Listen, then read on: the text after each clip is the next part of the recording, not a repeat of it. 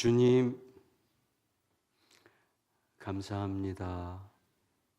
여기 지금 함께 계시는 주님을 기뻐하고 사랑하고 주님을 향한 마음으로 주님을 경배합니다. 우리의 유일한 주인공이 주님이십니다. 주님은 보시고 아시고 주님은 끝내 이루시는 분이십니다. 주님께서 끝내 이루실 것을 의심치 않겠습니다. 하나님, 우리들은 너무 자주 하나님보다 우리의 염려와 근심과 두려움을 더 신뢰하여 두려울 때, 불안할 때, 염려할 때, 근심할 때만 할 수 있는 태도와 반응으로 살아가곤 합니다. 주, 우리의 믿음 없음을 불쌍히 여겨주시고 하나님 부디 성령님, 우리의 눈이 가장 먼저 주님을 보게 하시고 우리의 마음이 가장 먼저 주님을 향해 달리게 하여 주옵소서. 하나님, 이 시간도 주님께서 우리의 전부이심을 신뢰하며 하나님 물질을 드림으로, 물질이 하나님 우리의 삶의 유용한 도구가 아니라 때로 우리를 지배하고 다스리고 통치하는 왕노릇하는, 하나님 노릇하는 참 무서운 것이 되기도 하므로 기꺼이 주님의 것을 주께 드림으로 우리의 왕은 오직 하나님이심을 고백하는 모든 성도들에게 하나님만이 왕이심이 증명되는 삶을 살게 하여 주옵소서.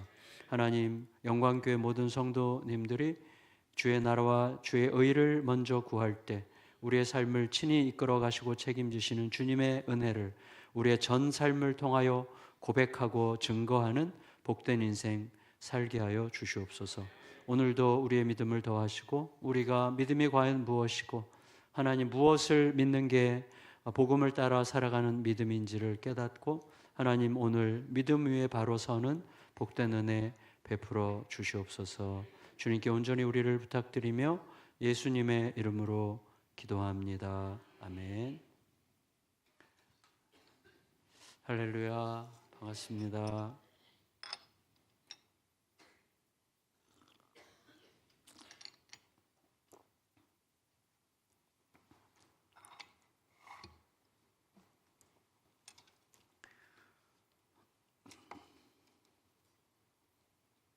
강북이 좋아요.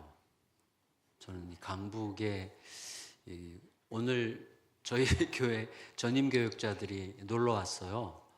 저랑 같이 이 북한산 둘레길 걷자고, 그래서 이제 아침에 일찍 와서 오전에 내내 한 3코스 정도 걷고 같이 밥 먹고 차 마시고 이제 갔거든요. 그러면서 이 친구들이 목사님, 강북이 이렇게 좋은지 몰랐어요 그러더라고요. 나는 원래 좋았어. 전 사실 이쪽으로 이사 오려고 그랬거든요. 우이동이나 수유리가 전 너무 좋아서 북한산을 너무 좋아하기 때문에 이제 이사 오려고 그랬는데, 그래서 여기 답사도 왔었어요. 제 아내랑 이사 오려고. 제가 장로님들한테, 장로님들이 이사하면 어디서 살고 싶으세요? 그래서 저는 무조건 강북구 아니면 성북구, 수유리 아니면 우이동이라고. 그래서 집을 좀 알아보라고 그랬어요. 아내랑 같이 왔는데 아내가 싫대요. 왜 싫으냐고 그랬더니 너무 복잡해가지고 싫다고 그러더라고요. 저는 이 복잡한 게 너무 좋은데 왜 쓸데없이 이런 얘기를 했을까 모르겠는데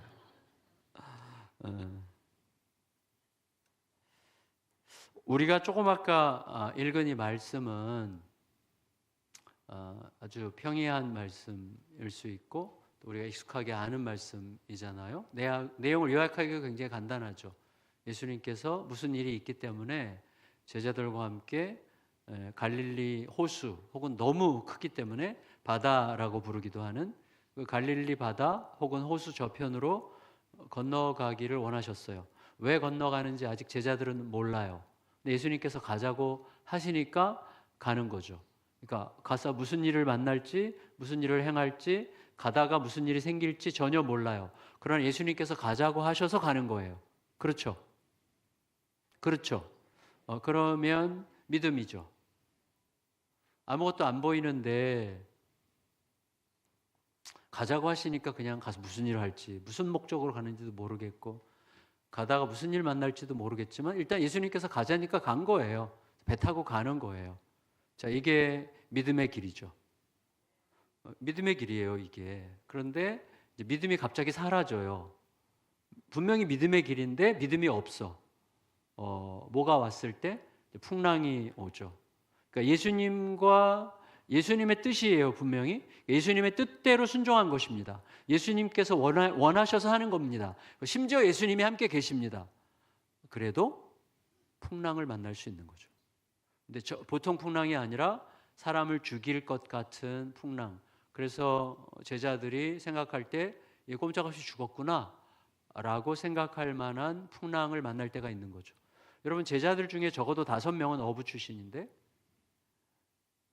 이 사람들은 갈릴리 호숫가에서 태어났고 거기서 자랐고 거기서 어릴 때부터 헤엄치는 거 배웠고 거기서 물고기 잡는 거 배웠고 어릴 때부터 배 타고 다녔겠죠. 그러니까 이 호수에서 무슨 일이 벌어지건 빤해요. 이 바람이 어떤 바람인지 풍랑이 어떤 풍랑인지 이 파도가 언제쯤 잦아들 건지 아니면 어느 정도인지 뻔히 알아요. 그러니까 익숙한 제자들이에요. 근데 그 익숙한 제자들조차 이거는 분명히 사람을 죽이는 파도라는 것을 알았어요. 그래서 막 호들갑을 떨면서 막 어쩔 줄 몰라 했던 거죠. 그런데 딱 보니까 가자고 제안했던 예수님은 주무시고 계셔요. 딱 요게 우리들의 삶에 자주 있는 거예요.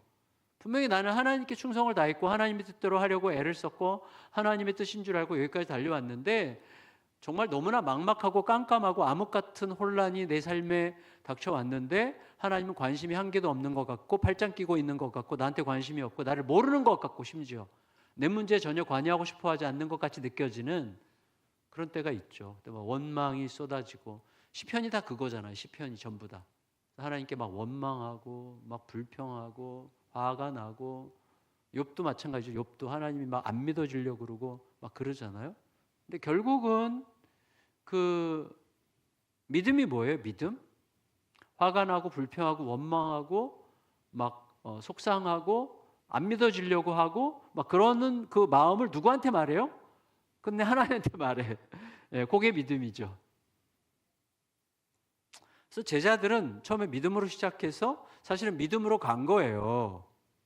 그래서 왜냐하면 결국은 예수님께 도움을 구하잖아요. 예수님 외에는 답이 없으니까 어떻게 하실지 모르지만 예수님밖에는 지금 대안이 없어. 그러니까 어부 출신들이 얼마나 기술을 많이 썼겠어요. 이런 풍랑에서는 어떤 기술을 써야 될지 어떻게 해야 될지 어떻게 조치해야 될지 물건을 버릴지 말지 뭐 도치를 어떻게 해야 될지 뭐 이런 거 별의별 수를 다 썼는데도 안 되는 거잖아요. 그러니까 내가 지금까지 경험했던 모든 경험들 내 모든 지식들 내가 지금까지 생각해왔던 모든 생각들을 지혜들을 총동원해서 해도 안 되는 상황이 온단 말이죠. 그런 상황 우리가 다 그렇게 하는 거 아니에요? 그렇게 해보는데 끝내 길이 안 보이니까 예수님을 보는 거예요. 그제서야. 그때 예수님이 보여요. 근데 예수님이 관심이 없어. 내 문제에. 그러면 어떤 생각이 들어요?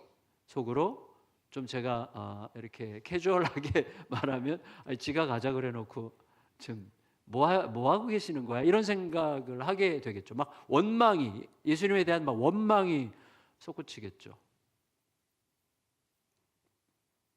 자, 근데 믿음으로 시작했어요.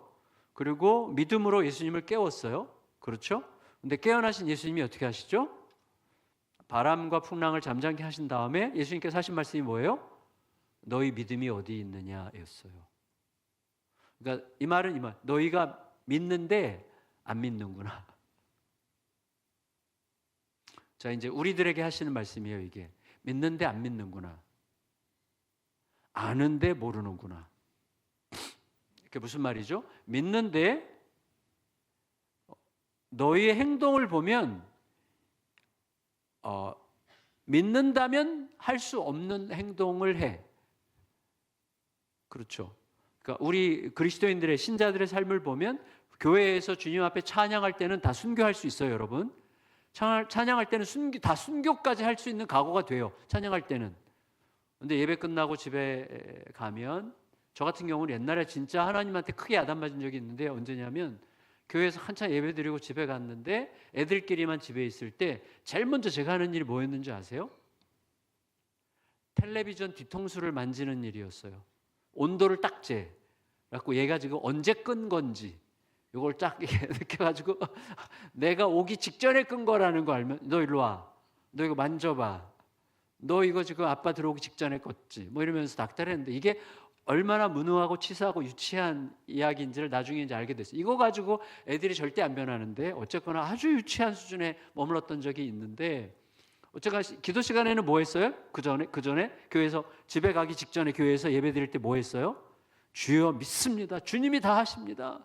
주님이 모든 것의 주인이십니다. 주님이 우리 아이들도 주님이 키우십니다. 막 기도하고 집에 가서는 텔레비전 온도 재고 자빠졌어. 그러니까 그런 상태였던 거죠. 그러니까 믿는데 안 믿는 거예요. 그러니까 기도할 때는 믿어, 찬양할 때는 믿어요. 근데 실제 우리의 삶을 보면 사실은 안 믿어요. 믿으면 그렇게 하면 안 돼. 자 보세요. 우리 아이들 믿습니까? 저희 교회 한 성도님은 좀 정말 안타까운 케이스인데 아이가 말씀을 드렸나요? 우리 성도님이 이거 보실지도 몰라가지고 말 안 할래요. 근데 여러분 아이들 키울 때 보면 그러니까 예배 드릴 때 다 하나님께 맡겨요. 다 맡겨요. 근데 실제로 우리의 삶에서는 절대 못 맡긴단 말이에요.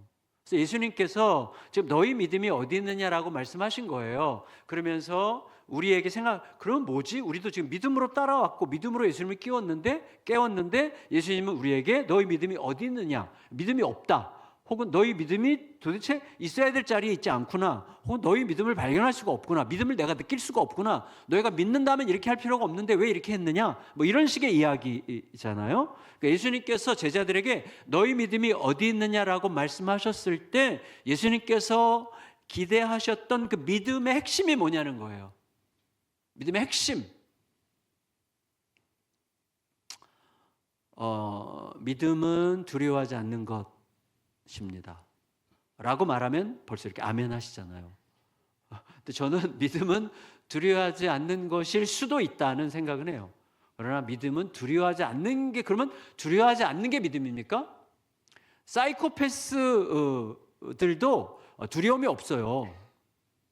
믿음이 좋은 거, 믿음이 좋은 게 아니잖아요. 그러니까 두려움이 있냐 없냐로 믿음이 있냐 없냐를 가늠할 수는 없어요. 예, 무슨 말이냐면 믿음은 두려워하지 않는 거다 그렇게 생각하기 때문에 우리가 내가 두려워할 때 나는 믿음이 없어라고 생각한단 말이에요. 물론 그럴 수도 있다고 생각합니다. 그러나 믿음은 곧 두려워하지 않는 거다라고 생각한다면 예수님도 믿음이 없는 분이죠.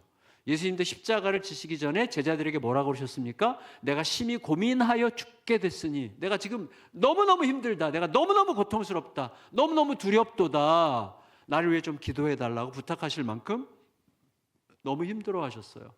그 믿음이 없는 거예요, 예수님께서? 아니죠. 근데 결국은 예수님께서 너무나 힘들어 하셨지만 결국은 아버지의 뜻을 따라 가죠. 그게 믿음인 거예요. 그러니까 두려움이 없는 게 아니에요. 염려가 없는 게 아니에요. 의심이 없는 게 아니에요. 두려움이 없는 게 아니에요. 불안이 없는 게 아니에요. 불안하기도 하고 의심이 되기도 하고 힘들기도 하고 근심이 되기도 하고 두렵기도 해요. 그렇지만 내가 지금 두려워하는 이유는 뭐지? 그래, 이 현실이 나를 죽일까 봐 그래. 내가 망할까 봐 그래. 나 망하는 게 싫어. 죽는 게 싫어. 죽는 게 두려워. 그리고 망하는 게 두려워. 그렇지만 예수님은 죽어도 괜찮다고 그러셨잖아. 예수님은 죽어도 살 거라고 그러셨잖아. 망해도 안 망한다고 그러셨잖아. 예수님이 책임지사고 하셨잖아 라고 자신에게 선포하면서 예수님께서 하신 그 약속이 지금 내 두려움보다 내 의심과 불안보다 더 크다는 사실을 인식하고 생각하면서 그쪽으로 가는 거예요. 그러니까 의심과 불안이 이끄는 쪽을 등지고 예수님이 약속하신 길로 한 발짝을 딱 내딛는 거, 이게 믿음이라고 할 수 있겠어요. 그럼 어떻게 할 때 그렇게 할 수 있습니까? 그러니까 단지 두려워하지 않는. 그래서 저는 믿음과 믿지 않음, 이거는 100대 빵이 아니라 51대 49라고 생각해요. 네, 그래서 어떤 사람이 믿음으로 행했다고 할 때 두려움이 한 개도 없는 게 아니에요. 의심과 두려움이 한 개도 없는 게 아니에요. 예수님의 약속을 더 믿기로 결정한 거예요. 내 의심과 두려움과 불안보다 예수님의 약속을 더 믿기로 결정한 게 믿음이죠. 그래서 어떤 사람이 믿음의 길을 안 갔을 때 그 사람에게 예수님에 대한 믿음이 전혀 없는 게 아니에요. 예수를 믿어요. 그런데 안 믿었기 때문에 안 믿으려고 간 거예요. 49야 이 사람은. 마치 시소 탈 때 51쪽으로 그냥 기울으면 그 방향으로 가는 거예요. 그게 믿음이에요. 51만 되면 돼. 예수님의 약속이 내 생각, 내 불안, 내 두려움, 내 염려, 근심보다도 더 옳고 중요하다. 그래서 저는 제 자신에게 늘 하는 말이 있어요.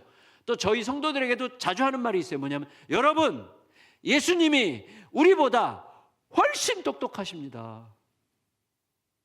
하나님이 우리보다 훨씬 똑똑하죠. 그럼 하나님의 약속을 믿으면 되잖아요. 근데 내 눈에 보기에는 안 될 것 같아도 하나님이 그렇게 약속하셨으면 믿고 가면 되는 거잖아요. 그럼 믿음은 뭐예요? 결국 하나님의 이야기죠. 자, 무슨 말이냐면 이거 여러분 믿음을 생각할 때 이것부터 아셔야 되는데, 제가 나덕한 목사님을 지금 3일째, 오늘 화요일이죠. 3일째 만나고 있어요. 만나기 전에 몰랐어요, 솔직히.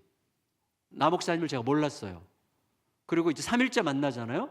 첫날은 이렇게 전체적인 이 폼이 약간 기생오라비 같기도 하고, 그리고 목소리도 막 너무 막 깔고, 그래갖고 너무 폼 잡나 이렇게 느꼈는데, 둘째 날 되니까 되게 순수한 면이 이렇게 나오는 거예요. 순수한 면. 오늘 되니까 정이 약간 정이 드는 것 같아요. 내일은 아마 정이 너무 들어서, 제가 오늘 아침 식사를 안 했거든요. 쿠폰이 남았는데 내일 아침 같이 하실래요? 네. 이렇게 공개적으로 안 하면 이분이 안 오실 것 같아서. 근데 정이 들었단 말이에요. 그러면 제가 처음에 이분을 만나자마자 나덕한 목사님을 제가 믿을 수 있어요? 모르는데 어떻게 믿어요? 근데 이렇게 같이 며칠 사귀면서 가까이 대화하면서 이렇게 하다 보니까 이분 참 믿을 만한 분이구나 라는 느낌이 들기 시작하죠. 그래서 제가 만일에 누군가가 이제 이 집회 끝나고 어디 갔을 때 어디 교회 그 교회 갔다 왔어? 그 교회 담임 목사님 어때? 그럼 제가 그 참 믿을 만한 분이더라 라고 제가 말할 수 있겠죠. 제가 그렇게 말하기를 바랍니다. 말할 수 있을 것 같아요. 그러면 제가 나덕한 목사님을 믿을 만한 분이다, 내가 나덕한 목사님 믿어, 그분은 믿어 라고 말할 때 그 믿음은 제 믿음이에요? 이분이 준 믿음이에요? 이분이 준 믿음이죠. 왜냐하면 제가 믿습니다 그래서 믿어지는 게 아니잖아요. 이분의 인격이, 이분의 캐릭터가, 이분의 성품이, 이분의 어떠함이 나에게 주는 선물이 믿음이잖아요. 이분이 어떠한가 하는 것이 저절로 나에게 믿어지게 하는 거잖아요. 그래서 에베소서에서 믿음은 하나님의 선물이라고 한 거예요. 무슨 말이냐면 예수님을 제대로 알면, 예수님과 진짜 사귐이 일어나면 여러분 믿습니다. 나 믿음을 좀 세게 갖고 싶어. 난 강하게 믿고 싶어. 그럴 필요가 없어요. 그냥 믿어지는 거예요. 예수님을 제대로 알면 안 믿을래야 안 믿을 수가 없는 거예요. 믿을 수밖에 없어서 믿어지는 거예요. 믿음은 그래서 예수님이 주시는 선물이에요. 예수님의 어떠하심이 주시는 선물이에요. 그러니까 예수님이 어떤 분이신지를 제대로 알아야 되는 거예요. 여러분 알잖아요. 성경에서 안다는 말은 무슨 말이에요? 솔직히 부부가 동침한다는 뜻이에요. 그렇게 깊숙하게 안다는 뜻이에요. 내 온 경험으로 안다는 뜻이거든요. 그러니까 예수님을 내 삶에서 예수님의 뜻을, 예수님이 누군지 알려면 어떻게 해야 되죠? 방법이 없어요. 예수님이 시키신 대로 하면 되는 거예요. 여러분 아내가 아침에 기분 나쁘게 한마디 했어요. 그럴 때 이 사람 미쳤어? 이렇게 말이 나가고 싶은데 막 저절로 나가려고 그러는데 주둥이를 꼬맨 다음에 돌아서서 주님이 더 오르십니다. 어떻게 할까요? 뭘 어떻게 해? 가서 미안하다 그래. 제가 뭘 잘못했는데요? 그냥 일단 미안하다 그래라. 그러면 합리적이지 않아요. 나에게 받아들여지지 않아. 설득이 안 돼. 그렇지만 주님이 나보다 오르셔. 내 생각에는 아내가 훨씬 더 잘못한 것 같아요. 그러나 주님은 사과하래. 주님이 뭐예요? 나보다 똑똑하시죠. 그래서 여보 미안해. 그러면 되는 거예요. 그럼 되는 걸 봐. 그래서 내 잔머리대로 하지 않고 주님의 뜻대로 해보면, 제가 얘기했잖아요. 잔머리가 제가 잔머리 100단이에요. 잔머리 100단.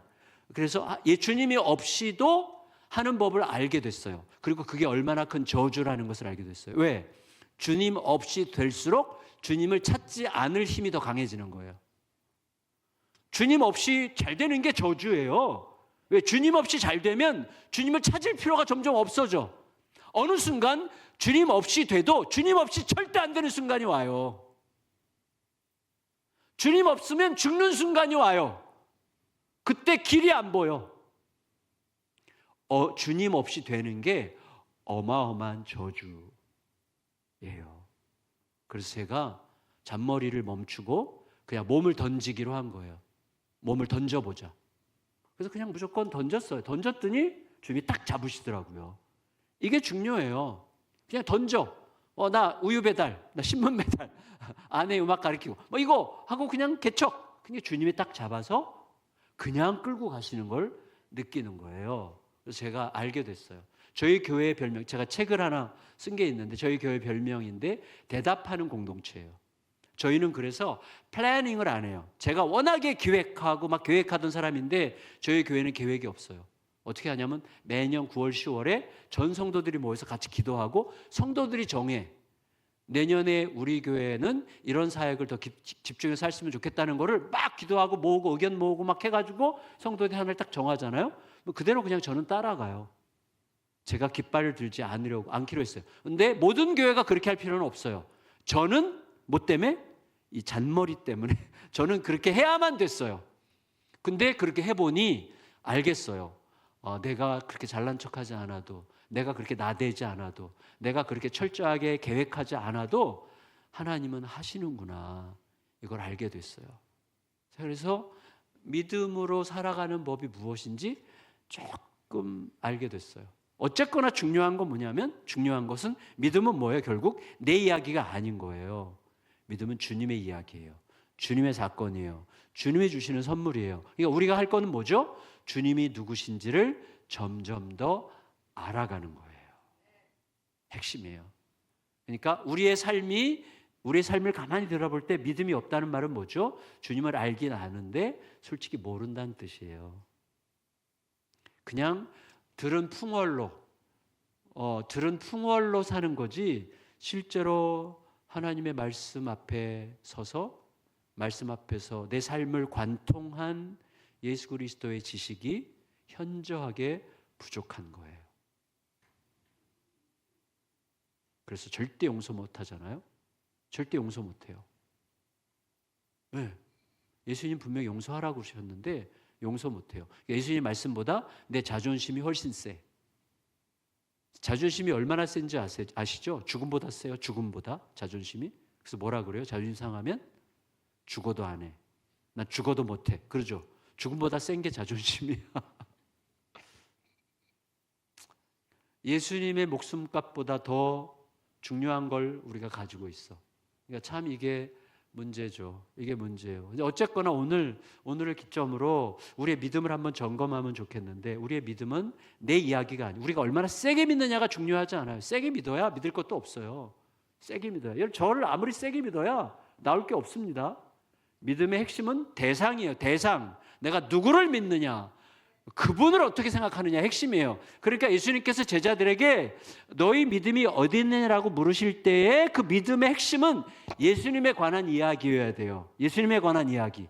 핵심은 그러니까 내 믿음이 아니에요. 예수님의 이야기인데, 그럼 뭐냐? 그걸 제가 3가지 정도로 정리를 해서 짧게 여러분과 나눌게요. 첫째는 이거예요. 자, 지금 배를 타고 가고 있죠. 인생은 항해죠. 인생은 배 타고 가는 항해인데, 어제 제가 말씀드렸죠? 말씀은 뭐라고요? 말씀은 안개 속을 지나갈 때 무선 통신이에요. 그래서 우리가 안개 속을 항해하는 자들과 같아요. 말씀으로 계속 이끄심을 받아야 돼요. 아무것도 안 보이지만 너 이쪽으로 가야 된다. 글로 가면 돼요. 지나고 나면 여기에 암초가 있었어. 근데 말씀을 안 들으면 그냥 직진하는 거예요. 그러니까 말씀을 따라 살아가는 게 너무나 중요한데, 자, 말씀이 가르치는 믿음은 뭐냐면 예수님에 관한 건데, 첫째, 우리의 인생을 항해, 배를 타고 가는 항해에 비유한다면 거기서 세 가지를 끌어낼 수 있다고 저는 생각합니다. 자, 한번 따라해 주시겠어요? 목사님 죄송한데 제가 이걸 좀 벗어도 될까요? 예, 벗어도 되죠. 좀 제가 이렇게 약간 열받은 것 같아가지고. 자, 좀 이렇게 열이 오르면 정신이 약간 혼미해져서 헛소리를 해요. 그러니까 좀 시켜야 될 것 같은데. 여러분, 첫째는 뭐냐면 따라해 주세요. 내 인생의 선장은 누구인가? 여러분, 이 질문을 멈추지 않는 게 믿음이에요. 선장이, 그러니까 나를 지금 내 생각을 드라이브하는, 내 생각을 운전하는 분이 누구지? 제가 아내랑, 제가 여기 석관동에 있는 그 맑은샘 광천교회인가 있어요. 그 교회 제가 대학부를 한 적이 있어요. 대학부 전도사로 3년인가 4년 한 적이 있어요. 그때 제가 그 역삼동에 살았는데, 역삼동에서 이렇게 동부간선도로 타고 이제 일요일마다 오잖아요. 저는 운전면허가 없었어요.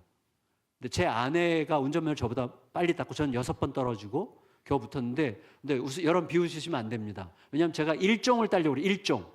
부목사들은 일종을 따야 돼요. 일종을. 근데 그때는 일종이 트럭으로 운전을 했어요. 트럭. 그때는 이게 자동이 아니에요. 다 클러치에다가 이렇게 해야 되는데 제가 다리가 짧아서 떨어진 거예요. 이거 여러분 웃지 마시기를 축원하옵나이다. 근데 어쨌거나 해서 제가 운전면허가 없었고 아내가 운전을 했거든요. 근데 동부간선도로 오다, 지금은 조금 바뀌었는데 그때는요, 동부간선도로 이렇게 오다 보면 이렇게 얼핏 보면 도로 가운데 그 다리 기둥이 도로 가운데 딱 있는 것 같은 지점이 한 군데 있어요. 그거 못 느끼셨어요? 있어. 그리고 제가 조수석에 앉아가지고 보니까 아내가 그 기둥을 향해서 돌진하는 거야. 그 제가 운전대를 잡고 틀었다니까요. 그래서 막 길 옆에 끽 하고 섰어요, 아내가. 와, 그날 완전히 이혼당할 뻔했어요. 자, 아내는 운전대를 잡고 있잖아요. 그 아내는 분명히 보면서 가는 거예요. 근데 저는 운전면허도 없는 주제에 또 그 다음에 운전대에서 보는 거랑 그 다음에 조수석에서 보는 거랑 달라요. 그리고 운전대에 앉아있는 사람은 훨씬 안전해, 훨씬. 왜? 속도, 방향, 모든 거를 내가 컨트롤하고 있잖아요. 근데 조석에 있는 사람은 나를 맡겼기 때문에 너무 불안한 거예요. 근데 내가 볼 때 이게 분명히 기둥을 막으려고 그래. 그러니까 저도 모르게 잡고 틀었다니까요. 그럴 수 있어요, 우리가. 우리 인생의 운전대를 누가 잡고 있는 거예요? 목사님께서요, 우리 모두 다 1대1로 면담하면 집사님의, 권사님의, 장로님의 주인은 누굽니까? 장로님의 인생의 선장은 누굽니까? 라고 물으면 다 예수님이라고 대답하실 거예요. 하나님이라고 대답하실 거예요. 그리고 그건 맞는 대답이에요. 맞는 대답이에요. 그런데 틀린 대답이에요. 맞는데 틀려. 우리의 삶을 보면 알아요. 그래서 우리의 이런 거죠. 팀 켈러 목사님이 계속 반복적으로 강조하는 게 뭐냐면, 왜 그렇게 지속적으로 불안해하는가? 왜 그렇게 지속적으로 섭섭해하는가? 왜 그렇게 지속적으로 원망스럽게 사는가? 원망할 수 있고 불안해할 수 있고 두려워할 수 있지만 지속적으로 꾸준히 그렇게 하는 것은 내 안에 어떤 우상이 나를 드라이브하고 있기 때문이라는 거예요. 진짜 선장이 예수님이 아니고 다른 어떤 원망할 만한, 섭섭해할 만한, 두려워할 만한, 의심할 만한 것들이 계속해서 나를 갖고 놀도록 내가 방치하고 있다는 뜻이라는 거예요. 그래서 우리가 이 질문이 믿음이에요. 누가 지금 나를 드라이브하고 있지? 누가 지금 내 인생의 선장이지? 누가 지금 나를 움직이고 있길래 나는 왜 이렇게 자꾸 이렇게 주눅들어 살지? 나는 왜 이렇게 이렇게 슬프지? 이렇게 오랫동안 왜 이렇게 죽고 싶지? 이런 거죠. 도대체 뭐가 나를 예수님이 움직이시는 건 아니잖아요. 예수님이 우리를 죽고 싶게 합니까? 예수님이 우리를 모든 거 다 때려치고 싶게 하십니까? 예수님께서 사람을 원망하고 분노하고 막 그렇게 하십니까? 그렇지 않잖아요. 그러니까 다른 예수님 말고 다른 무엇이 나를 움직이고 있는 거잖아요. 그걸 점검해야 되는 거예요. 점검. 그게 믿음이에요. 그러니까 누가 나를 움직이고 있느냐, 누가 나를 운전하고 있느냐를 질문하고 그 질문에 계속해서 대답하려고 하는 것이 믿음이에요. 제가요, 부끄러운 말씀을 드리면, 믿음으로, 진짜 믿음으로 개척을 했어요. 믿음으로. 그래서 새 가정이 화성에 내려갈 때 그래도 너무 행복했어요. 예수님과 함께라면. 정말 뭐가 두려워, 이런 마음으로 갔어요. 근데 저희가 조금 빨리 성장을 했어요. 교회가 하여튼 뭐가 몇 가지가 작용을 해서 제 문제는 아니고 뭐가 이렇게 상황적으로 뭐가 이렇게 돼가지고 저희 교회가 좀 빨리, 짧은 시간 안에 사람들이 빨리 모였어요. 그래서 3주년 됐을 때 무조건 학교를 시작했어요. 학교. 그래서 저희 성도들 대상으로 설문조사를 했더니 56명이 우리가 학교를 열면 자녀를 보내겠다, 이렇게 답을 했어요. 그래서 그러면 해도 되겠다. 그래서 교장 선생님 뽑고 무조건 이제 막 교장 선생님한테 교사들 뽑으라 해서 교사 6명에 유치원부터 5학년까지를 시작했어요. 무조건. 그때 상가에 있었어요. 상가. 7층짜리 상가 7층에서 시작을 했는데 3주년쯤 됐을 때는 이제 7층, 6층, 4층, 2층 이렇게 썼어요. 다는 아니고 부분 4층은 다 쓰고 나머지는 부분 이렇게 썼는데, 학교를 하니까 어떻게 해요? 이제 교실이 필요하잖아요. 교실. 그러니까 뭐 잠옷실, 뭐 교회 식당 이런 데서 수업을 하는 거예요. 그러면 일반 학교는 다 공짜인데 시설도 훨씬 좋은데 여기는 매달 50만 원씩 내면서 그리고 막 그렇게 열악한 데서 수업을 하니까 너무 미안한 거예요. 전교인 공청회를 했어요. 전교인 공청회를 했더니 저희 동네 자체가 젊어요. 저희 30, 40대가 7, 80%였어요. 그 당시에. 그러니까 저희 교인도 30, 40대가 그때 7, 80%예요. 지금은 한 60, 70% 정도로 이제 저랑 같이 나이가 들어갔는데, 근데 이 사람들은 겁이 없어. 그래서 전교인 공청회를 해서 우리가 이런 상황인데 어떻게 하면 좋겠습니까? 그랬더니 우리가 땅을 사서 학교 겸 예배당을 짓자. 이쪽으로 성도들이 몰표를 한 거예요. 땅을 사서 예배당 겸 학교를 짓기로 결정을 하고, 이제 대중교통이 싼 땅을 찾아야 되니까 싼 땅. 주변에서 싼 땅을 찾았는데 한 원래 5,200평짜리인데 저희가 그걸 다 살 수 있는 능력도 없고 이건 파산이다. 그래서 3,300평만 샀어요. 3,300평을 사고 그 다음에 거기다가 건축을 했는데 땅값, 건축비 합쳐서 100억 정도가 들었어요. 그때 교회 건축을 시작할 때 개척 3년 됐을 때예요. 그래서 3년째 100억짜리 건축을 하니까 완전히 간땡이가 벗어요. 근데 성도들이 한 25억 정도를 헌금을 했어요. 그리고 75억을 국민은행이 대출을 해줬어요. 국민은행이 웬만하면 교회 대출을 안 해주시는데 너무나 고맙게도 대출을 해주셨는데 조건이 있어요. 저희 교회가 이제 좀 가파르게 성장을 하고 있었기 때문에 국민은행에서는 충분히 갚을 능력이 되겠다. 그래서 첫 2년 동안은 이자와 원금 매달 5천만 원이에요. 이자와 원금 매달 5천만 원. 그리고 2년 후부터는 매달 1억이에요. 제가 합시다. 그래서 이제 한 거예요. 그리고 그때 건축하고 이러나 정신없이. 그래서 교회가 개척하고 4년 반 됐을 때 이제 입당을 했어요. 입당을 하고 들어갔는데 그 사이에 아무 변화가 일어나지 않아요. 조금 성장하긴 했는데 지출은 계속 늘었어요. 그러니까 제가 폼 잡느라고 성도들에게 여러분 건축하는 동안에 선교헌금, 구제헌금, 그다음에 교육에 쓰는 어떤 교육재정 이런 건 일체 줄이지 않고 계속 늘려가도록 합시다. 그래야 믿음으로 가는 거지. 우리가 다른 거 위축되지 맙시다. 한번 가봅시다 했는데 말로는 이렇게 폼 잡고 선포를 했는데 의외로 재정이 안 느는 거예요. 재정이 조금씩 늘긴 하는데 지출이 계속 더 느니까 계속 간당간당해요. 그런데 저는 정신없이 건축하다가 2년이 다 갔어요. 이제 5년째가 다 돼가는데 장로님이 어느 날 찾아와서 재정 장로님이 목사님 어떡하죠? 왜요? 저희 이제 한 달 남았어요. 뭐가요? 한 달 있으면 매달 1억씩 내야 되는데 지금 저희 감당 못합니다. 목사님이 성도들 앞에 선포했기 때문에 지금 계속 지출은 늘어났고 그래서 지금 매달 5천만 원씩 갚는 것도 빠듯합니다. 어떻게 하면 좋겠어요? 저희는 또 하여튼 폼을 많이 잡았어요. 뭐 이렇게 막 건강한 교회랍시고 막 이렇게 뭘 하여튼 많이 했어요. 막 그 와중에 막 개척도 하고 막 별의별 하여튼 제가 후회되는 것도 많아. 성도들한테 너무 미안한 것도 많은데 어쨌거나 그렇게 됐는데 한 달 남았다니까요. 이게 두려워지기 시작하는데 장난이 아닌 거예요. 갑자기 막 머리가 하얘지고 얼굴도 창백해지고 막 가슴이 뛰기 시작하는데 옛날에 제가 알았던 우울증이 다시 도지려고 하는 거예요. 막 이렇게 어쩔 줄 모르고 잠이 잘 안 오고 막 불안불안하고 막 가슴이 두근거리고 어쩔 줄 모르겠는 거예요. 그리고 막 새벽마다 기도하러 가는데 진짜 교회 가는 게 힘들어요. 그리고 저는 진짜 그때 휴거가 있으면 좋겠더라고요. 휴거. 그래서 교회 가다가 그냥 하늘로 그냥 부름을 받으면 좋겠어.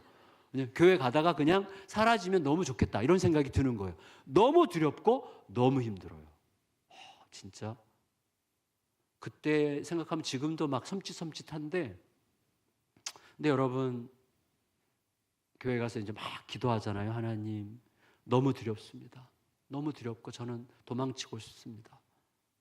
제가 이게 너무 객기를 부렸나 봅니다. 제가 이 믿음으로 한 건지 폼 잡은 건지 저 뭔지 모르겠습니다. 너무나 혼란스럽습니다 하고 막 기도를 해요.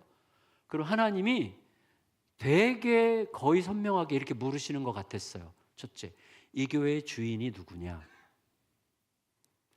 이 교회를 누가 시작했냐? 그리고 지금까지 이 교회의 문제를 누가 해결해 왔냐?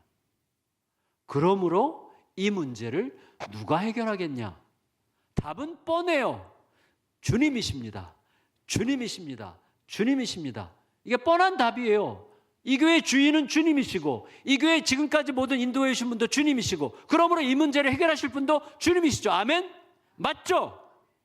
맞아요. 그러니까 이것 막 주야정청 이거 기도하고 아멘 아멘 아멘 맞습니다. 주님입니다. 주님입니다. 아멘 할렐루야 감사합니다. 주님입니다. 주님이 주인이십니다 하고 딱 일어나잖아요. 그 평화가 쫙 찾아와요. 평화. 진짜 마음의 평화가 쭉 찾아오는데 진짜 너무 행복해져요. 갑자기 믿어져. 근데 문제는 이 평화가 수명이 있어요. 수명이 짧아. 그래서 한 일주일쯤 이렇게 가면 얘가 다 사라져. 또 막 또 기도해요. 그러면 똑같아요. 주님은 이 교회의 주인이 누구냐? 지금까지 이 교회를 누가 이끌어 왔느냐? 이 문제를 누가 해결하겠느냐? 주님이십니다. 맞잖아요. 답은 항상 똑같아요. 또다시 평화가 와요. 근데 이제 이 평화의 수명이 점점 짧아져. 처음에 일주일, 나중에 뭐 3박 4일 이렇게 가다가 나중에 기도하면서 이제 한 일주일 앞두고서는요. 아무런 조짐이 없어요.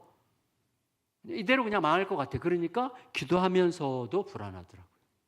이게 그러니까 참 내 믿음이라는 게 이 정도였구나. 그러니까 주님을 안다는 것도 이 정도밖에 안 되는 거였구나. 정말 비참해지더라고요. 믿는다는 게. 그래서 이 교회가 이제 문을 닫아야 되나? 그때 저희가 이제 5년, 그렇죠? 3년 됐을 테니까 5년쯤 됐을 때예요. 그러면 저희가 그때 한 1,000명, 1,200명 정도 출석할 때였거든요. 그러니까 막 이 몰려온 이 성도들을 전부 다 이제 잃어야 되는구나. 다 이제 흩어버려야 되나? 이런 생각이 들면서 너무너무 괴로웠어요.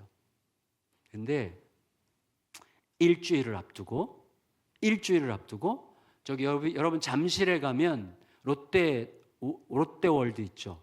롯데타워 길 건너편 쪽에 교통회관이라고 있어요. 아세요? 빨간 벽돌 건물?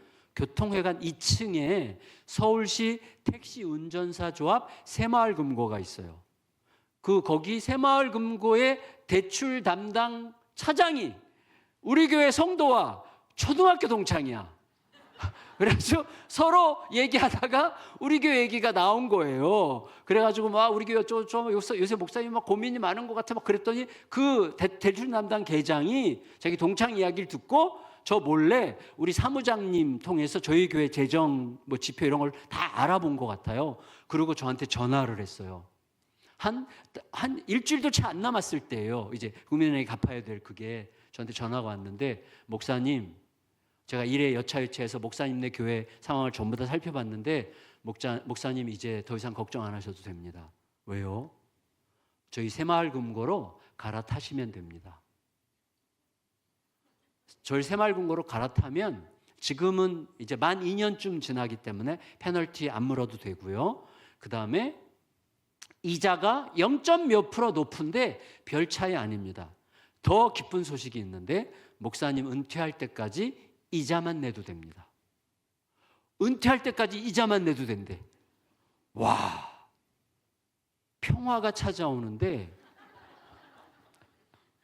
이 평화가요, 하나님이 주시는 평화는 이거는 너무 질이 낮아. 여러분, 새마을금고가 주는 평화가 훨씬 퀄리티가 높아요. 이 평화는 수명이 끝이 없어. 계속 평안해. 막 너무너무 날아갈 것 같이 행복하고요. 여러분, 분명히 하나님께서 새마을금고를 통해서 응답을 해주셨을 수도 있어요. 그렇죠? 근데 제가 거듭 말씀드린 것처럼 저는 그게 안 됐어요. 왜? 이 잔머리를 고쳐야 되기 때문에 저는 어떤 생각이 들었냐면 하나님께 너무 죄송했어요. 하나님도 분명히 평화를 주셨는데 하나님이 주신 평화가 새마을금고의 평화보다 이렇게 퀄리티가 형편없다니 이거는 좀 심각하다. 뭔가 제가 믿음의 시험대 위에 오른 것 같아요. 그래서 하나님이 나에게 이 정도밖에 안 되나? 그러니까 하나님이 내 안에서 진짜로 커져야 되거든요. 근데 새마을금고가 훨씬 크고 선명하지 하나님보다 새마을금고가 훨씬 커요. 훨씬 선명해. 그 크기가 내 믿음을 결정하는 거잖아. 이 평화를. 그래서 장로님들을 초대했어요. 장로님들 여차여차해서 이런 일이 생겼는데 참 좋은 일이긴 하지만 저는 지금 너무나 고통스럽습니다. 어떻게 하면 좋을까요? 장로님들은요, 아주 단순하게 또 아주 무책임하게 이렇게 말씀하셨어요. 목사님의 믿음대로 하십시오. 그래서 제가 또다시 짐을 짊어지게 됐어요. 이걸 가지고 막 사투를 벌이면서 기도를 하고, 자, 이거였어요. 망하면 망하리라. 그때 제에게 모험이 온 거예요. 하나님, 이 교회 문을 닫으라면 닫겠습니다. 저는 지금 저에게 중요한 것은 하나님이 새마을금고보다는 크셔야 됩니다. 하나님이 저에게 평화를 약속하실 때 그 평화가 새마을금고가 주는 평화보다 더 강하면 좋겠습니다. 제가 정말 힘들었지만 새마을금고에 전화를 해가지고 너무 고맙다. 근데 지금은 아닌 것 같다. 그리고 전화를 끊었어요. 가슴이 막 뛰기 시작한데요. 그 다음 주일날 전성도 앞에 선포했어요. 여러분, 이런 일이 쭉 지금까지 있었습니다. 여러분께 정말 죄송하지만 제가 안 하겠다고 약속했습니다. 이거는 제가 일방적으로 한 게 아니라 당회에 위임을 받아서 제가 제 믿음대로 했습니다. 그러니 이제부터 우리는 두 가지 선택기로에 있습니다. 첫째, 우리 교회가 문을 닫고 이 지역교회를 부흥시킬 수 있습니다. 그건 하나님 나라의 큰 일입니다. 우리 교회는 문을 닫고 지역교회를 부흥시킵시다. 하나님 나라를 위해서 참 아름다운 일이 될 것입니다. 두 번째, 혹은 우리가 믿음으로 뚫고 나가 봅시다. 믿음으로 뚫고 나가려다가 막히면 또 이 지역교회를 부흥시키면 됩니다. 우리는 믿음으로 뚫고 나가거나 지역교회를 부흥시키거나 어떻게 해도 승리입니다. 할렐루야! 그랬더니 성도들이 아멘! 하더라고요. 젊은 애들은 죄송해요. 우리 젊은 성도들은 이 겁이 없어. 아멘! 하더라고요. 그리고 저는 또 잊어버렸어요. 막 정신없이 목회하느라고 잊어버렸어요. 그쪽은 막 대중교통도 없고 막 외진 곳이어서 그때 또 이제 새로운 사역들을 막 이제 시작하게 하셔가지고 막 이렇게 했는데 한 10개월쯤 지났을 때 재정 장로님이 저에게 막 뛰어오셨어요. 목사님, 이제 가결산을 해보니까요, 작년 대비 수입이 정확하게 6억이 늘었대요.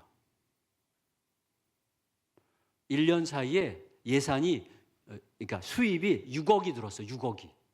그러니까 성도들이 평균 한 달에 5천만 원씩을 더한 거예요. 그러니까 매달 1억씩 갚아 나가도 그냥 된 거야. 저는 막 정신없이 가다가 이게 된 줄 알았어요. 그러면서 지금까지도 그게 계속되고 있는 거예요. 이게 너무너무 아름다운 일이에요. 아름다운 일. 근데 제가 여러분에게 말씀드리려고 하는 핵심은 뭐냐면 그때의 그 비참함. 그러니까 내 마음을 진짜 누가 드라이브하고 있느냐 하는 부분은요, 정말 큰 전쟁의 이야기더라고요. 믿음은 전쟁이에요. 전쟁. 그래서 우리는 많은 경우, 제가 어제 한나 이야기 했잖아요. 한나가 하나님, 제가 이렇게 맨날 기도하면서 울고 불고 먹지도 않고 맨날 통곡만 하고 있는 이유는 하나님을 믿기보다는 하나님께서 내 기대대로 안 하실지도 모른다는 내 두려움을 믿고 있는 게 맞습니다. 이렇게 기도했을 거라고 얘기했잖아요. 그런 거예요. 그래서 지금 나를 움직이는 게 뭐지? 나를 움직이는 힘은 뭐지? 뭐가 지금 나를 움직이고 있지? 진짜 하나님이 나를 움직이시는가? 하나님의 약속이 나를 움직이시는가를 묻는 게 믿음이에요. 아멘. 이게 핵심이에요. 이게 중요해요. 두 번째, 믿음의 두 번째 요소가 있는데 저를 따라해 보시겠어요? 나는 그 선장을 누구라고 생각하는가? 다시, 나는 그 선장을 누구라고 생각하는가? 여러분 25절을 다시 한번 읽어보겠습니다. 25절 시작. 제자들에게 이르시되 너희 믿음이 어디 있느냐 하시니 그들이 두려워하고 놀랍게 여겨 서로 말하되 그가 누구이기에 바람과 물을 명함에 순종하는가 하더라. 여러분 잘 보셔야 돼요. 제자들이 뭐라고 그랬어요? 와, 이분이 누구시길래 바람과 물에게 명령을 하는데 바람과 물이 순종을 하지? 자, 이렇게 말을 했단 말이에요. 자, 보세요. 이 당시에, 자, 이 사건이 일어났을 당시에 예수님에 대해서 가장 잘 알고 있던 사람들은 누구죠? 제자들밖에 없어요. 예수님의 가족들도 예수님이 누군지 잘 몰랐고 예수님을 미쳤다 했고 예수님의 제자들 외에는 예수님에 대해서 알고 있는 사람들이 없어요. 그러니까 사람들이 예수님에 대해서 뭔가를 묻고 싶으면 제자들에게 와서 물었을 거예요. 그리고 제자들이 꽤 아는 척하면서 대답했을 거예요. 그렇죠? 근데 그런 제자들이 지금 뭐라고 얘기합니까? 이분이 누구시길래 이렇게 이런 일까지 하시지? 그 말은 뭐죠? 와, 우리는 예수님이 어떤 분인지 누구보다 잘 알고 있다고 생각했어. 그런데 예수님이 이런 분이신 줄은 미처 몰랐어. 그 말이죠. 맞죠? 자, 예수님이 누군지 안다고 생각했는데 몰랐어. 그 말이죠. 자, 그러면 이런 말이죠. 예수님이 이런 분이신 줄 진작에 알았더라면 풍랑이 왔을 때 다르게 반응했을 텐데 그 말이죠. 맞죠? 예수님이 이런 분인 줄 진작에 알았더라면 풍랑 앞에서 내가 다르게 반응했을 텐데 그 말이죠. 그러면 우리가 이렇게 말할 수 있어요. 우리의 삶에 찾아오는 수없이 많은 풍랑들 앞에서 우리의 태도, 우리의 마음, 우리의 행동은 결국 내가 우리 예수님을 어떤 분으로 알고 있느냐가 결정한다는 거예요. 그래서 그 선장을 나는 누구라고 생각하느냐는 거예요. 그분을 누구라고 생각하느냐가 모든 걸 결정하는 거예요. 어떤 성도는 맨날 다른 사람들을 정죄해. 왜 그렇죠? 그의 하나님은 내가 좀 잘못하면 쫓아와서 뒤통수 때리는 하나님이야. 무서운 하나님이야. 그의 하나님은 무서운 하나님이기 때문에, 그의 하나님은 정죄하는 하나님이기 때문에, 그의 하나님은 율법적인 하나님이기 때문에 나도 모르게 율법적으로 사람들을 자꾸 대하게 되어 있어요. 나의 하나님이 나를 끝없이 용서하고 품는 하나님이라는 게 진짜면 나도 모르게 다른 사람들에 대해서 그래, 나는 하나님으로부터 이런 사랑받았는데 내가 왜 이러지? 하고 자꾸 깨달으면서 사람들에 대해서 자꾸 조금씩 더 관대해지기 시작해요. 그러니까 나의 어떤 행동, 어떤 상황에서 나의 태도, 마음, 행동은 내가 나의 주님을 어떤 분으로 생각하고 있느냐에 의해서 결정된다는 거예요. 너무너무 중요합니다. 우리 각자가요, 하나님의 크기가 다 있어요. 그래서 어떤 신학자, 누구죠? 목사님? 그 신학자가? 설교자가 설교할 때 하나님은 성도의 숫자만큼 쪼개진다. 그랬어요. 다시 말하면 우리 각자의 하나님이 다 같은 하나님을 섬기지만 사실은 조금씩 달라. 순복음의 하나님과 장로교의 하나님이 조금씩 달라요. 성결교회 하나님과 감리교회 하나님이 조금씩 달라요. 제가 그걸 언제 알았냐면요. 제가 이제 충현교회에서 부목사 생활 할 때였는데,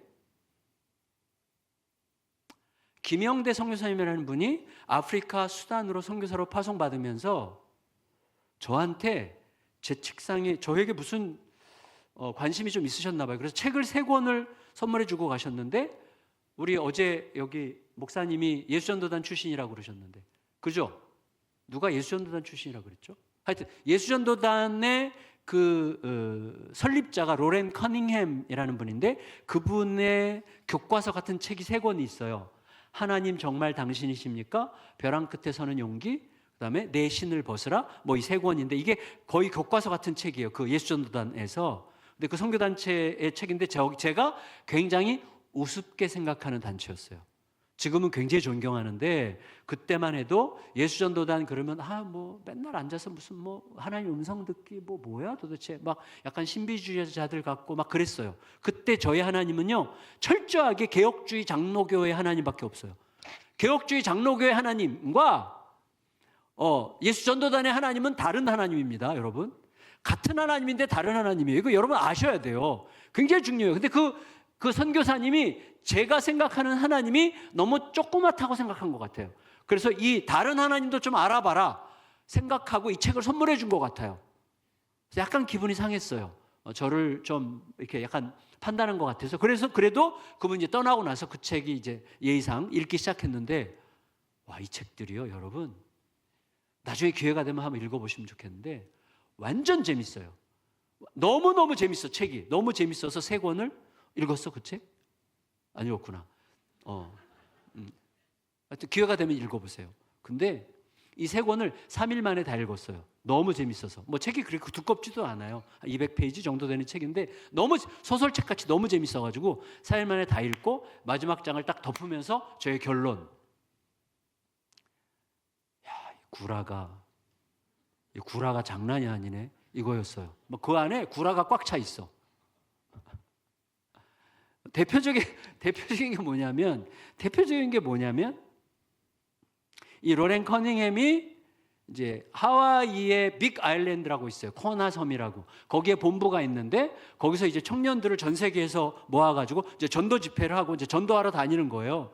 어느 날 이제 막 전도하고 막 하는데 돈도 없고 먹을 것도 없는데 점심 식사 시간이 됐는데 막 배가 꼬르륵 거리는데 먹을 것도 없고 돈도 없어. 그때 로렌 커닝햄이 청년들에게, 여러분, 우리가 먹을 것도 없고 돈도 없지만 찬양은 할 수 있지 않습니까? 우리 하나님을 찬양합시다. 그래서 막 찬양하고 막 방파제 위를 찬양하고 막 방파제 위를 걷는데 갑자기 바다에서 물고기 떼가 방파제 위로 막 뛰어 올라왔다는 거예요. 그래서 그거를 잡아서 잡수신 거야. 와, 이런 구라가, 이거 말이 안 되잖아요. 이거 너무 웃기다. 근데 제가 또 호기심 천국이야. 그래서 제가 교회에다가 휴가를 내가지고 2주 휴가를 내서, 마침 저의 막내 처제가 그때로부터 2년 전에 결혼했는데 하와이로 시집을 갔어요. 그래서 그냥 호놀루루에 살고 있어요. 제 막내 처제가. 그 막내 동서의 할머니가 하와이에서 옛날부터 사셨어요. 그래서 거기서 이제 살고 있었는데 휴가 내서 무조건 하와이에 갔고 집 내려놓자마자 또 비행기 타고 거기서 또 비행기를 타고 호놀루루 섬에서 빅 아일랜드까지 가야 돼요. 그래서 거기 가서 이제 거기 찾아갔어요. 로렌 커닝햄 있는 데까지 택시 타고 찾아가가지고 거기서 갔더니 안 계시더라고요.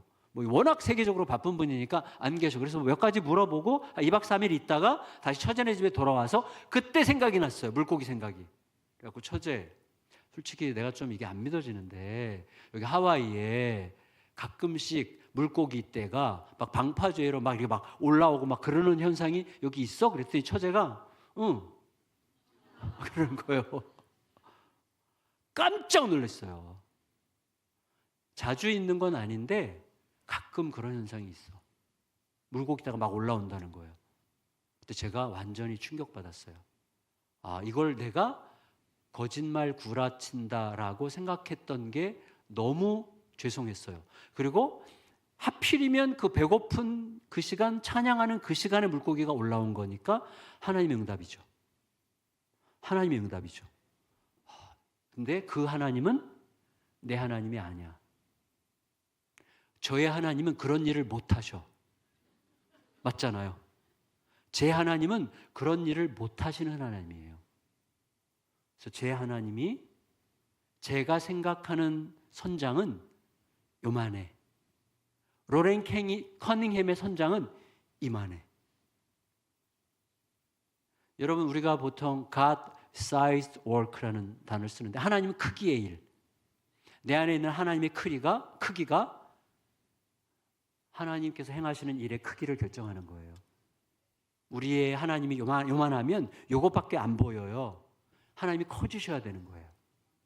그리고 제가 하와이에서 돌아와가지고 제일 먼저 하고 싶었던 게 뭐냐면 로렌 커닝햄의 이야기 중에서 가장 이렇게 좀 그것도 웃긴 이야기인데 해보고 싶은 일이긴 했어요. 그게 뭐냐면 이런 이제 세미나 같은 거 하다가 중간에 이제 쉬는 시간 브레이크 타임에 차를 마시면서 이제 길에서 이렇게 차 마시는데 하나님이 갑자기 마음에 야, 너 지갑을 꺼내라. 지갑에 있는 돈을 다 꺼내서 길에다 던져라. 자, 저의 하나님은 그렇게 말씀하실 수 없어요. 그렇게 말씀하시는 분은 내 하나님이 아니야. 근데 로렌 커닝햄의 하나님은 그렇게 말씀하셔. 그리고 로렌 커닝햄은 그분이 자기 하나님이라고 믿어. 그래서 그냥 그대로 해요. 근데 누가 지나가다가 돈을 보고 울고 있어. 왜 그러냐 그랬더니 자기가 너무나 오랜 세월 동안 방황을 했는데 이제 좀 새롭게 출발하고 싶어서 막 새롭게 시작하고 싶다고 막 생각을 하는 차에 돈이 있어서 이게 뭐지? 그 돈을 쳐보니까 정확하게 자기의 집에 갈 차비라는 거예요. 정확한 차비 액수랑 똑같다는 거예요.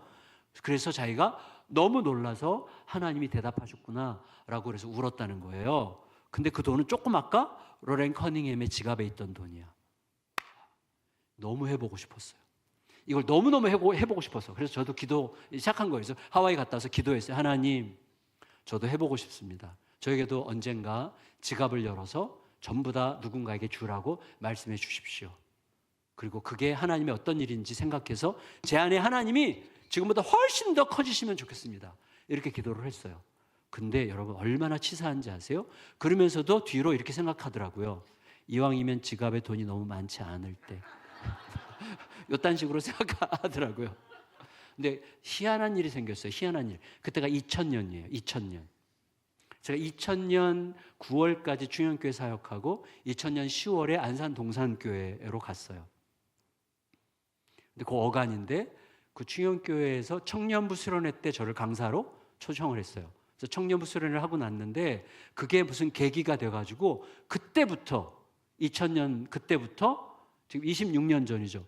그때부터 청년부 사역이 시작이 됐는데 거의 한 주도 안 쉬고 12월까지 거의 매주 청년부 집회를 하러 다녔어요. 부흥회하고 뭐 세미나하고 뭐 청년 집회를 거의 매주 하면서 사례비가 엄청 쌓였어요. 엄청. 근데 저는 하나님께서 저에게 뭘 원하시는지 모르겠는 거예요. 그걸 안산 동산교회를 갔어요. 갔는데 새벽에 기도하는데 어느 날 아침에 새벽 기도하다가 우크라이나 김병범 딱 떠올라요. 제가 아는 선교사거든요. 저랑 친하지 않고 신대원 동기인데 친한 적도 없고 대화를 제대로 섞어줘도 없고 그냥 좀 멀찍이 이렇게 지내는 친구인데 갑자기 우크라이나 김병범 이렇게 떠올랐어요. 그래서 왜 생각났지? 며칠 있다가 또 기도하는데 우크라이나 김병범 12월 말까지 갔어요. 그날 제가 순간적으로 깨달았어요. 아, 하나님께서 거기 보내라고 사인을 하시는 거였구나. 그런 경험이 별로 없으니까요. 힘든 거예요. 그래도 제가 그날 바로 안 보내면 안 보내도 되는 이유를 10가지쯤 생각해낼 수 있을 것 같았어요. 너무 잔머리가 빨라가지고. 그래서 즉시 그 선교사가 어디 소속인지 그 선교사 계좌를 바로 인터몬데 거기 물어봐서 알아봐서 글로 전액을 다 보내고 돌아오는데 여러분 진짜 엄청 시원합니다. 마음이 엄청 시원해요. 그리고 엄청 섭섭해요. 이게 두 가지가 동시에 엄청 시원하고 엄청 섭섭해. 그 다음 날이 12월 말이었어요. 자, 이게 참 놀라운 일인데 저 같은 사람에게 있을 수 없는 일인데 새벽에 막 기도를 하고 제가 김인중 목사님에게 반했어요. 그분이 저랑 굉장히 다른 스타일인데 그분의 그 순수함에 제가 너무나 반했어요. 그래서 이분을 따라서 안산 성시화를 위해서 막 기도를 하는데 갑자기 진짜 어디서 들렸는지 모르겠는데 정갑신 너 오늘부터 돈 걱정하지 않고 살 거야. 제가 보낸 그 다음 날 새벽이에요. 정갑 씨, 너 오늘부터 돈 걱정하지 않고 살 거야. 근데 저는 전혀 그랑 상관없는 기도를 하고 있는데 갑자기 들렸어요. 그래서 제가 내 무의식 속에 돈 걱정하고 살고 싶지 않은 내 마음을 내가 나 자신에게 무의식적으로 말했나 보다라고 생각을 한 거예요. 이거 뭐 하나님의 음성이라고 그런 거로 생각할 수 없는 거예요. 저희 신앙은 그런 신앙이 아니에요, 저는. 그래서 그걸 되게 좀 너무 예외적으로 생각하는 거였는데 집에 가서 이제 씻고 출근하려고 하는데 전화가 왔어요. 제가 그때 12교구 담당이었는데 9교구 100명숙 집사님인가 하는 집사님이 초등학교 교사래요. 근데 제 담당이 아니잖아요. 그분이 전화해가지고 만나자는 거예요. 만났어요. 그러니까 저에게 봉투를 하나 이렇게 내밀면서 목사님, 제가 조금씩 모아왔는데 어느 정도 모이면 의미 있는 일에 쓰고 또 모으고 쓰고 이렇게 하는데 이게 어느 정도 모여서 이게 어디다 쓸까요? 계속 물어보는데 며칠 전부터 자꾸 제가 떠오른대요. 자꾸 기도할 때마다 제가 떠오르더래요. 제가 그 교회 간 지 3개월밖에 안 됐을 때예요. 그래서 제가 집사님, 저 이 교회 온 지 3개월밖에 안 됐어요. 저한테 이렇게 하실 필요 없고 또 저희 교구도 아니시잖아요. 그랬더니 몰라요, 저는. 왜 자꾸 목사님이 떠올라요? 목사님께 드려야 될 것 같아요. 제가 안 된다고. 이거 줘도 어차피 제가 교회 헌금할 거, 얼마인지 모르겠지만 교회 헌금할 거니까 그냥 보는 사람들도 있으니까 저에게 줬다 치고 교회 헌금하세요. 이렇게 마음에도 없는 소리를 했어요. 그랬더니 이분이 목사님, 저는 목사님께 주라고 응답받았으니까 이제부터는 목사님 책임입니다. 딱 놓고 가. 이분이 이제 교회 카페 문을 닫고 나가는 순간 너무 궁금해. 얼마가 들었을까? 이게 너무 궁금해. 그래서 이분이 나가자마자 이렇게 보니까 수표가 2장이 들었는데 하나는 500만 원짜리였고 하나는 1000만 원짜리였어요. 제가 2000년, 지금부터 26년 전에 부목사로 부임해서 3개월 만에 성도로부터 1500만 원을 받은 제가 이래봬도 그런 사람입니다. 라고 너무 두려웠어요. 그래서 김인주 목사님을 찾아가서 자초지종을 쭉 설명했더니 이분이 우시더라고요. 우셔요. 우리 교회에 이렇게 훌륭한 부목사가 왔구나. 그래서 우는 줄 알았더니 그게 아니고 이분이 왜 우시냐면 그때 교회가 한참 막 부흥할 때 한 8,000명 막 이렇게 넘어갈 때인데 고등학교를 안산 동산 고등학교를 시작했잖아요. 그러니까 재정이 항상 딸려. 그러니까 10월 달, 11월쯤 되면 전국에서 막 도와달라는 편지가 막 수백 통씩 오거든요. 그중에 걸러서 5통을 걸른 거예요. 그래서 기도했대요. 12월 초부터 하나님, 이 교회에 200만 원씩 보내고 싶습니다. 200만 원씩 1000만 원을 저에게 주시면 보내겠습니다. 기도했는데 12월 말까지 응답이 없었어요. 12월 말일에 1,500만 원이 생긴 거예요. 그래서 하나님이 들으시는구나. 하나님은 들으시는구나. 그래서 막 우신 거예요. 너무 감격해서. 김인주 목사님 얼마나 훌륭한 분인 줄 아세요? 이분이 저에게 500만 원을 돌려줬어요. 진짜 훌륭한 분이야. 이분 나눠 쓸 줄 아는 분이야. 그래가지고 500만 원을 주면서 갖고 있어봐. 이거 분명히 하나님께서 뭔가 하시는 거니까 갖고 있어봐. 하나님께서 뭔가 하실 거야. 그랬어요. 쓰라 소리는 안 하시더라고요. 갖고 있어봐야. 못 써. 일단 갖고 있어야 돼. 갖고 있었어요. 그랬더니 1월 첫째 주에 선교사님이 5분이 한꺼번에 들어오시더라고요. 제가 그때에서 하나님 원리를 알았어요. 제가 그 이후로 지금까지 26년 동안 돈 걱정을 합니다. 돈 걱정을 해요. 그렇지만 돈 걱정이 안 길어요. 돈 걱정이 막 되잖아요. 그러면 주님, 2000년 12월 말에 저에게 너 돈 걱정하지 않고 살 거라고 말씀하셨습니다. 아멘. 그러면 믿음이 딱 들어와요. 하나님의 그 말씀은 돈 걱정하지 않고 살 믿음을 주시거나 돈을 주시거나 필요할 때는 채우도록 이끄실 거라는 믿음을 주신 거였어요. 그래서 두려움이 있을 때도 있고 불안할 때도 있지만 지나가고 또 넘어가고 하는 거예요. 제가 새마을금고랑 약속을 안 하기로 한 것도 바로 이 믿음 때문이었어요. 돈 걱정하지 않고 살 거라고 하셨으니까 내가 한번 저질러 보겠습니다. 그리고 지금까지 무사히 저희 교회가 무너지지 않고 잘 가고 있는 중이에요. 여러분, 우리에게 중요한 건 뭐예요? 하나님이 자꾸 커지셔야 되는 거예요. 내가 지금까지 알고 있는 하나님이 전부라고 생각하시면 안 됩니다. 하나님, 목사님을 통해서 배우고 성도들을 통해서 서로를 통해서 귀담아 배우면서 내가 경험하지 못했던 하나님을 자꾸 더 겸손하게 배워가는 게 중요해요. 물론 성경적으로 배워가야 되겠죠. 얼토당토 아는 거 배우는 게 아니라 성경적인 하나님을 배워가도록 무척 애를 쓰는 게 너무너무 중요합니다. 이게 중요해요. 마지막 세 번째인데, 두 번째 믿음은 뭐라고요? 나는 내 하나님을, 내 선장을 누구라고 생각하느냐예요. 그게 모든 걸 결정해요. 마지막 세 번째는 뭐냐면, 따라해 보세요. 그 선장은 나에게 뭐라고 말씀하셨는가? 핵심이에요.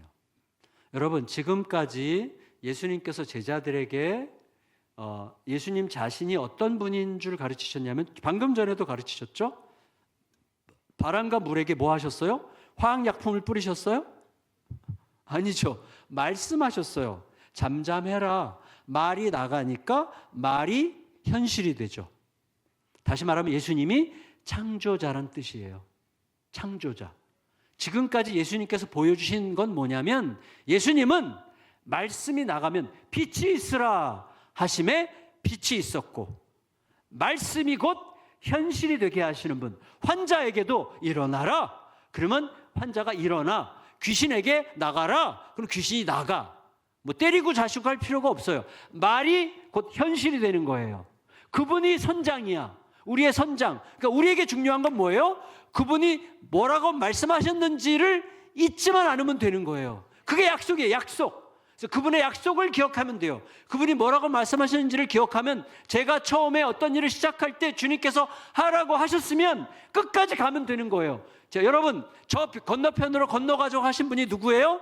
예수님이죠. 그럼 뭐예요? 그거는 창조자의 이야기예요. 우리가 가다가 풍랑이 있건 심지어 배가 뒤집히건 건너가는 거예요. 아까 찬양 불렀잖아요. 뭐라고 불렀어요? 내 앞에 바다가 갈라지지 않으면 주가 나로 바다 위 걷게 하리. 여러분, 배가 뒤집혀도 건너가게 하실 거예요. 왜? 그분이 건너가자고 하셨으니까. 여러분, 우리에게 핵심은 그거예요. 그의 말씀이 진짜라는 걸 믿어야 돼요. 주님의 말씀이 만물을 붙들고 있다는 걸 믿으셔야 돼요. 말씀으로 충분하다는 걸 믿으셔야 돼요. 그리고 그가 뭐라고 말씀하셨는지를 기억하고 붙들고 그 길을 가면 반드시 이루세요. 중요한 건 뭐냐면, 내가 제대로 들은 건지를 점검할 필요가 있는 거예요. 그러기 위해서 교회가 있는 거예요. 서로 점검하고 알려주고 목사님께 여쭤보고, 그러면서 내가 욕심이 들어간 게 아닌지, 이건 하나님의 뜻이 맞는 건지. 저는 어떻게 점검하는 편이냐면, 제가 평소에 굉장히 하고 싶었던 건데 기도하는 중에 하라고 하시는 것 같아. 그러면 미뤄요. 왜? 내가 평소에 하고 싶었던 거였기 때문에 내가 스스로 말한 것일 수도 있어. 근데 제가 평소에 부담스러워하고 하기 힘든 건데 자꾸 하라는 사인을 줘요. 그런 경우는 즉각적으로 그냥 해버려요. 하나님께서 하라는 사인일 가능성이 많아. 왜? 내가 순수한 마음으로는 생각해낼 수 없는 거잖아요. 그런 경우는 그냥 하는 거예요. 제가 이렇게 하면서 몇 가지 저에게 원칙들이 조금씩 하나씩 생기는 거예요. 각자가 다 달라요. 각자에게 그런 원칙들이 생겨야 돼요. 중요한 건 뭐예요? 자, 이 믿음 세 가지. 너희 믿음이 어디 있느냐라고 말씀하실 때 첫째는 뭐예요? 내 선장이 누군가를 물어야 돼요.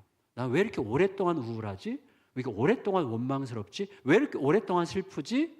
주님이 승리하신 주님이, 십자가에서 다 이루신 주님이, 영생을 주신 주님이, 천국을 주신 주님이, 이미 승리를 선포하신 주님이 내 주님이라는 게 맞고, 그분이 내 선장이라는 게 맞다면, 지금 주님이 날 끌어가시는 게 아니라 다른 뭐가 끌고 가고 있는데 뭐지? 근데 걔는 진짜 믿을 만한 건가? 아니잖아. 주님보다 믿을 만한 게 아니잖아. 그때 선포하는 거야. 너 가. 야, 너 가. 너 내 주인 아니야. 주님을 다시 주인으로 모시는 거. 이게 믿음이에요. 아멘. 두 번째, 나는 그 주인을 내가 알고 있는 대로 가두어져 있지 않고 그 주인을 더 많이 배워가야 돼요. 더 배워가고 더 배워가야 돼요. 그럴수록 내 삶에 하나님 크기의 일들이 찾아오는 거예요. 세 번째, 그가 뭐라고 말씀하셨는지를 기억하고 버티는 거. 믿음이에요. 믿음은 한마디로 뭐예요? 버틴다는 뜻이에요. 믿음의 뜻이 원래의 뜻이 버틴다는 뜻이에요. 믿음은 버티는 거예요. 주의 말씀을 붙들고 버티는 거예요. 그러면 하나님께서 당신의 뜻을 이루는 때를 보게 됩니다. 중요한 건 뭔지 아세요? 버티는 동안에 그 시간은 소모되는 시간이 아니에요. 버티는 동안에 우리는 근육이 커지고 있어요. 버티는 시간은 무의미한 시간이 아니에요. 우리가 근육이 점점 영적인 근육이 점점 붙고 있는 중인 거예요.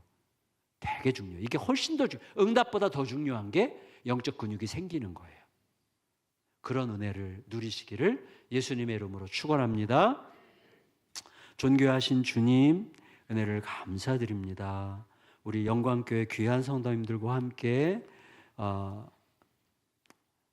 복음을 믿는, 복음의 주인공이신 예수 그리스도를 믿는, 예수 그리스도가 내 선장이시고 예수 그리스도는 계속 더 알아갈 만큼 무한히 크시고 예수 그리스도는 말씀하신 대로 그대로 이루시는 분이신 것을 믿는 믿음으로 우리의 복음의 신앙이 점점 성장하여 더 크신 하나님을 누리고 경험하고 전하고 나누는 복된 삶 살게 하여 주시옵소서. 영광교회가 이 지역에서 복음과 믿음으로 소문난 교회로 날마다 강건하게 세워지게 하여 주시옵소서. 예수님의 존귀하신 이름으로 간절히 기도드리옵나이다. 아멘. 우리 주 예수 그리스도의 은혜와 아버지의 사랑과 성령의 교통하심이 우리 귀한 주님의 몸된 영광교회와 목사님과 장로님들과 모든 중직자들과 모든 성도님들과 이분들의 가정, 일터, 자녀들 모든 앞날 위에 영원토록 함께 하시기를 간절히 축원하옵나이다. 아멘.